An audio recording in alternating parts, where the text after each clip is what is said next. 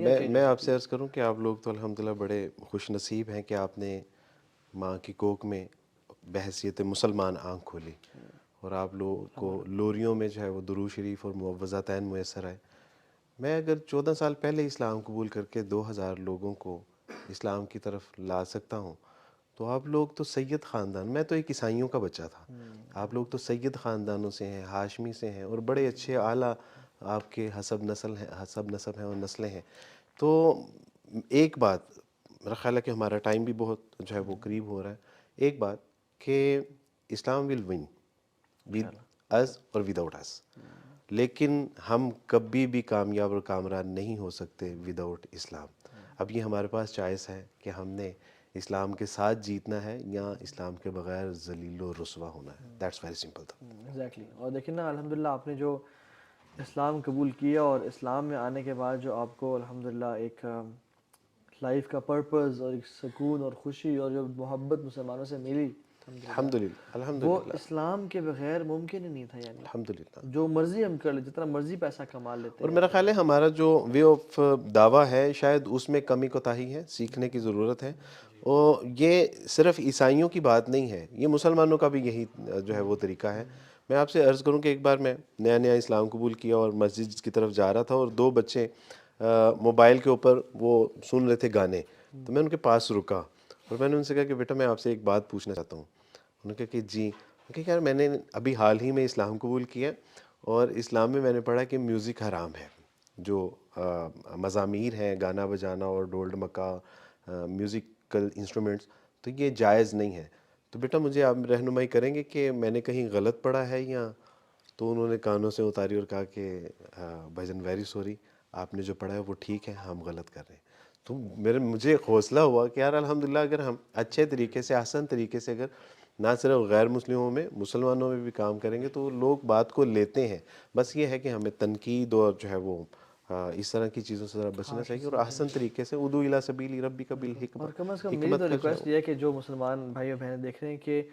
آپ کی وجہ سے کوئی اسلام سے دور نہ ہو، بس اتنا کم از کم لازمی کیجیے گا کہ آپ کے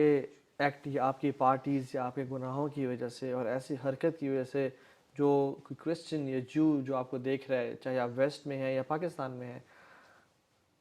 کوئی مسلمان بھی اسلام سے دور نہ ہو اور کوئی نان مسلم بھی اسلام سے دور نہ ہو، تو کم از کم ہم کسی کے گمراہی کا باعث نہ بنیں۔ میرے والد صاحب ہیں، جب رات کو اکثر دعا کر رہا ہوتا ہوں تو پوری امت کے لیے دعا کرتا ہوں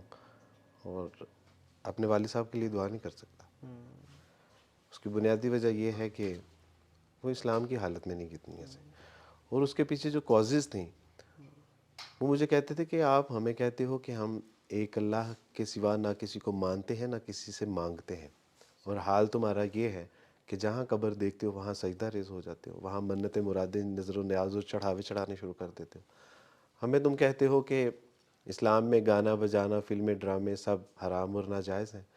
یہ جو گانے بناتے ہیں، گانے گاتے ہیں، میوزک چلاتے ہیں، فلمیں ڈرامے بنانے والے، کام کرنے والے، یہ مسلمان نہیں ہیں۔ مجھے کہتے کہ ہمیں تم کہتے ہو کہ تمہاری بیوی تمہارے سگے بھائیوں سے بھی پردہ کرے گی، کیونکہ اسلام میں پردے کا حکم ہے۔ یہ جو معاشرے میں مرد اور عورت کا اختلاط بھیڑ بکریوں کی طرح وہ جو ہے وہ ایک دوسرے میں ضم ہوتے ہیں، عورتیں چست اور مختصر لباس پہن کے بازاروں میں گھوم رہی ہوتی ہیں، یہ مسلمان نہیں ہے۔ تو مجھے اکثر یہ کہتے رہے کہ جاؤ پہلے اپنے مسلمانوں کو مسلمان کرو، ہم عیسائیوں کو بعد میں مسلمان کر لینا، اور اسی حالت میں وہ دنیا سے چلے گئے۔ اور واقعی میں کاش ہم مسلمان بن جائیں، اور جس دن ہم مسلمان بن گئے نا، اس دن پوری دنیا بدل جائے گی۔ بس ہمارے چینج ہونے کی دیر ہے، ہمارے اسلام کو پریکٹس کرنے کی دیر ہے۔ And it's never too late. مطلب میں اگر آپ کی طرف دیکھوں، مطلب ان کا اور ہمارا جرنی، ایک ایسا بندہ جو مسلمان گھرانے میں پیدا ہوا ہے اور ایک ایسا شخص جو کہ عیسائی گھرانے میں پیدا ہوا ہے، اس کا جرنی، ایسے شخص کا جرنی بہت پیچھے سے سٹارٹ ہوتا ہے، مسلمان کا جرنی بہت آگے سے سٹارٹ ہوتا ہے۔ And unfortunately born Muslims are way behind than those who convert to Islam and excel in learning the deen and application as well. One such example, mashallah. دوسرا علی بھائی، ہم نہ اس لیے بھی نہ، یعنی ہم جب بھی دعوت کی بات کرتے ہیں تو ہم کہتے ہیں کہ ہم اچھے مسلمان بنیں، نئی لوگوں کو مسلمان کرنے کے لیے آپ اچھے مسلمان بنیں۔ اللہ سبحانہ تعالیٰ سے زندہ قرآن، یا ایھا الذین آمنوا ادخلوا فی السلم کافہ، اسلام میں پورے کے پورے داخل ہو، otherwise get out from here. اگر ہم غیر مسلموں کو اسلام قبول کرنے کے لیے یا ان کے لیے مثال بننے کے لیے نہیں اچھے مسلمان بنے، لیکن خود بھی تو آخرت کی دوزخ کی آگ سے بچنا ہے کہ نہیں بچنا۔ اقبال اس کو کہتے ہیں اپنے من میں ڈوب کر پاجا سراغ زندگی، تو اگر میرا نہیں بنتا نہ بن، اپنا تو بن۔